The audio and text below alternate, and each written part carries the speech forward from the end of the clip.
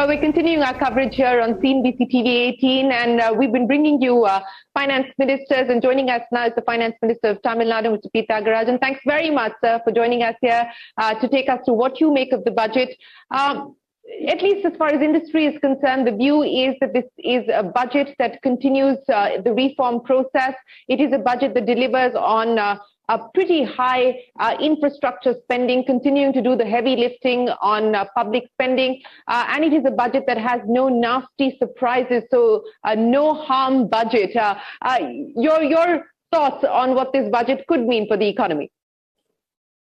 Well, I think I'd agree with the no harm budget part. And I think that there have certainly been some good aspects of this budget. I think first that it was read in English. And so all of us could understand, and the global markets could hear it directly from the finance minister's mouth. I think it also was a bit visionary and focused on new technologies, on battery swaps, on green bonds for more eco-friendly things and jobs related to that, on the MSME relief extension, which we had requested back on December 30th when the state finance ministers met with the union finance minister.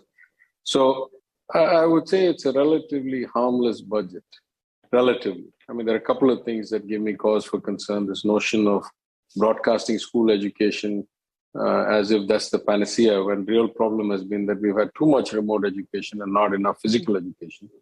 And this notion of one nation, one registration, all that, which to me just seems kind of way out there for various reasons.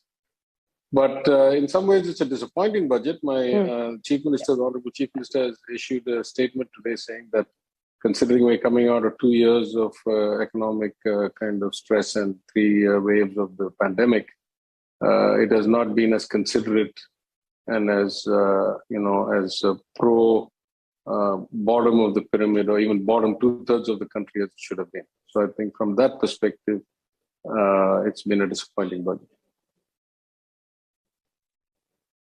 Let me address the issue of states and what the budget is actually attempted to do as far as states are concerned. There is that 1 lakh crore rupee additional assistance that the budget has provided for. Of course, it does come with some caveats attached. There is also that additional borrowing that has been provided for, which states can make use of if they so choose. What do you make of what the budget has done to try and ensure that states also have the ability to spend more and drive growth? Yeah, let me break that into two parts, right? I think the part relating to the deficit limits is a different question, and the part to that 1 lakh crore is a different question. The part relating to the deficit, in the Constitution and in many court judgments, they say that we are two equal forms of government. It's not like there's big daddy and little boys, between the union and the states. If that is the case, it reeks of hypocrisy to me that the union government, which shows a 6.9% fiscal deficit this year, projected 6.4% next year, and shows a glide path that doesn't get them back to 4% till 25-26, should impose all kinds of conditions on us and tell us, no, you can only do 3.5% and you can only do another half if you meet reforms, etc. Why one rule for you and one rule for us?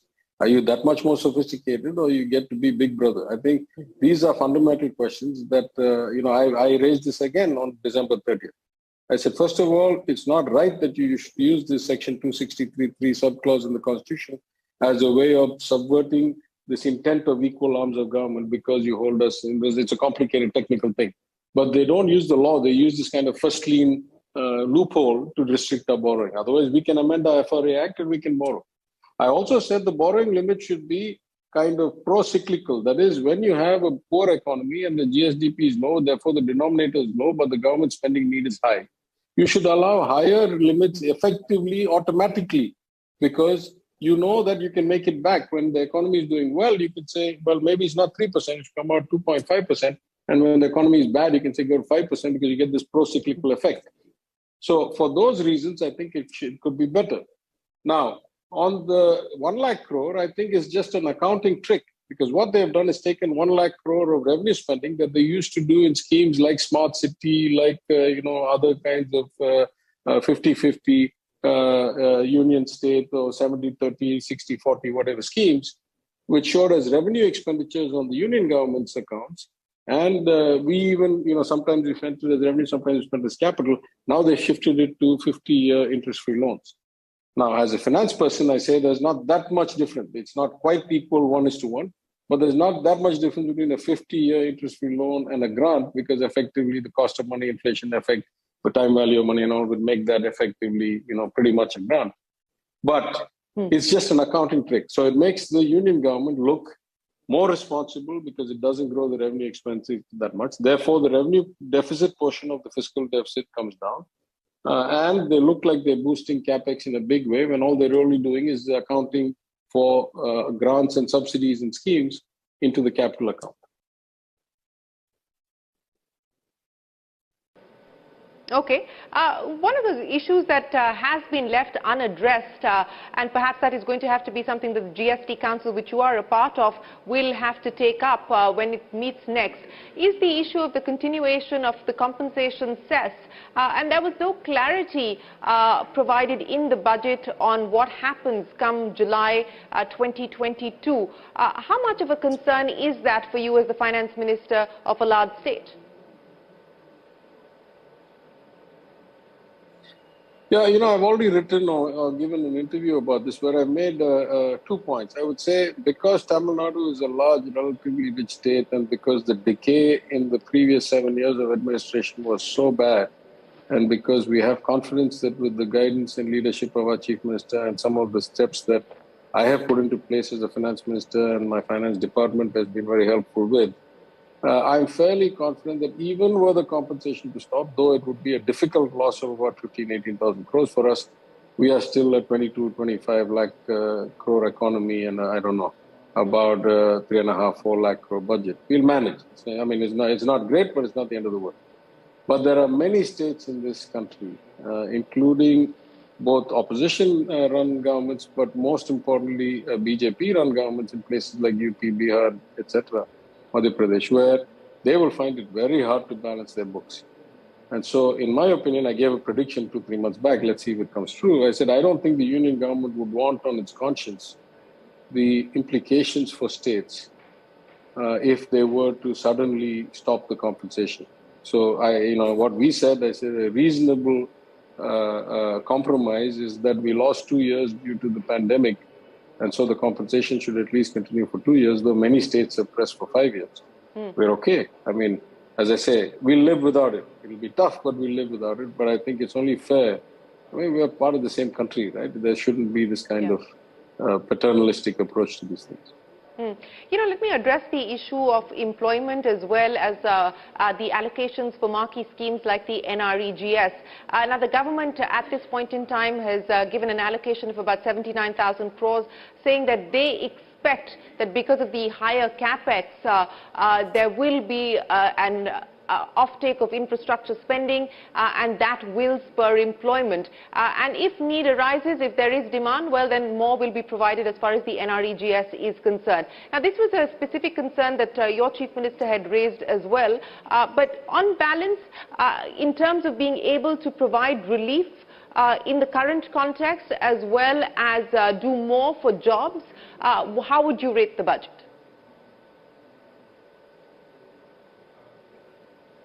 Not very well, actually. Let me go to the specific and then I'll come to the general. As far as the employment guarantee scheme is concerned, I would have been okay with a gentle tapering, with the expectation that as the economy recovered, this kind of surge in demand that we saw when lockdown happened, when a lot of migrant workers returned to their villages and didn't have anything to do. So there's need for kind of subsistence employment for a lot of people should reduce, but in a tapered way, not in a dramatic way.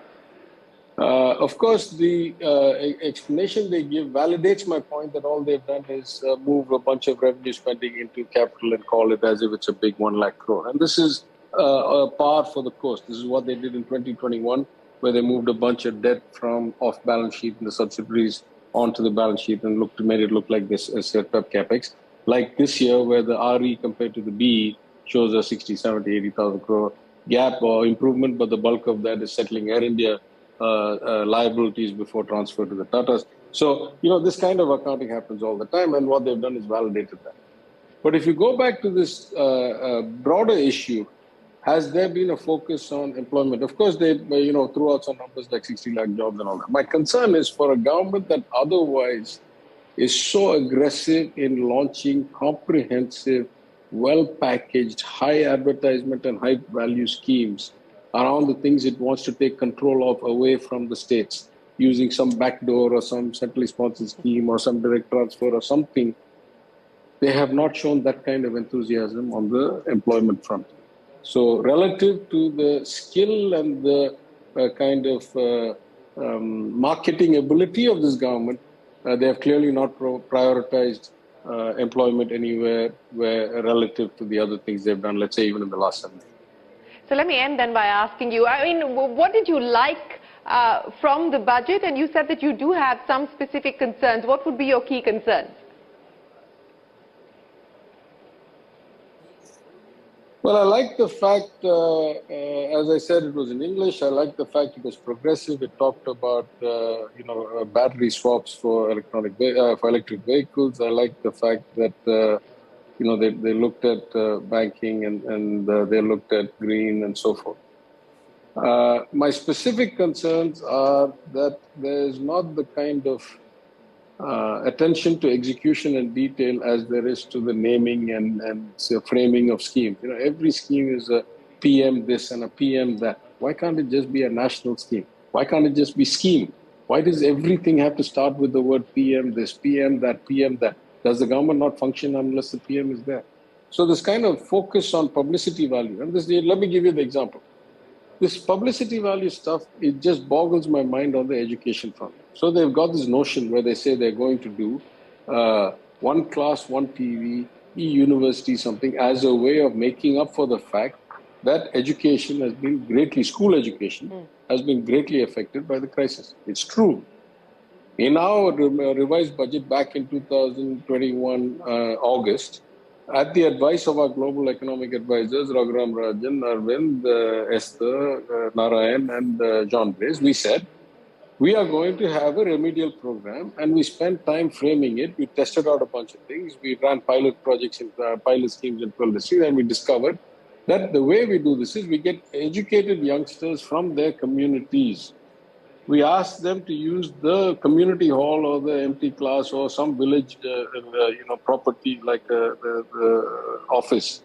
And we do integration of bringing these people back into the social construct of education for cultural events, for help with homework, for just hanging out, for playing, to bring back people into the joy of having, how you and I experience school and college and so forth.